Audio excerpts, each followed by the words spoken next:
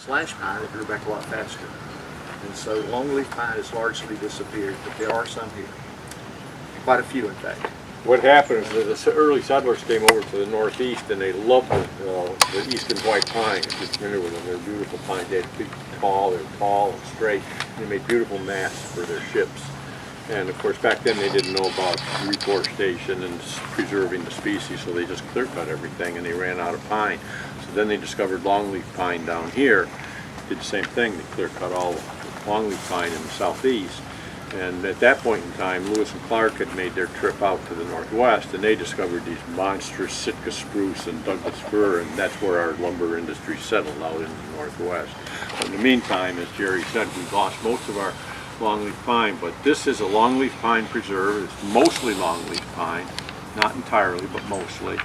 And Charlotte County, which I'm more familiar with, has a couple of preserves that are also longleaf pine. And take a look at them as we go. One thing real quick, on the Deep Creek Preserve site, they have really neat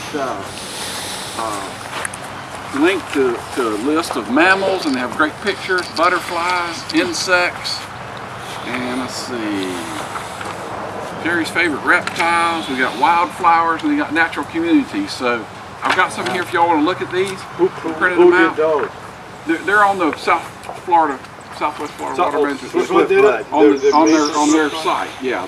Now, if you go to their website, they also have what I should have brought some with me because Stephanie Green is the senior land manager for this property as well as 8 other properties. And Swiftmud has a spiral-bound book of all of their properties with maps and with descriptions, and they're free. All you have to do is go to their website and give me your address and they'll send them to you. That's Swiftmud? Swiftmud, yeah. Southwest Florida Water Management District. I imagine that sort of thing may exist with all 5 of the water management districts. We're just in the Swiftmud district. Those of you from Fort Myers, you're not in the Swiftmud district, you're in the South Florida Water Management District.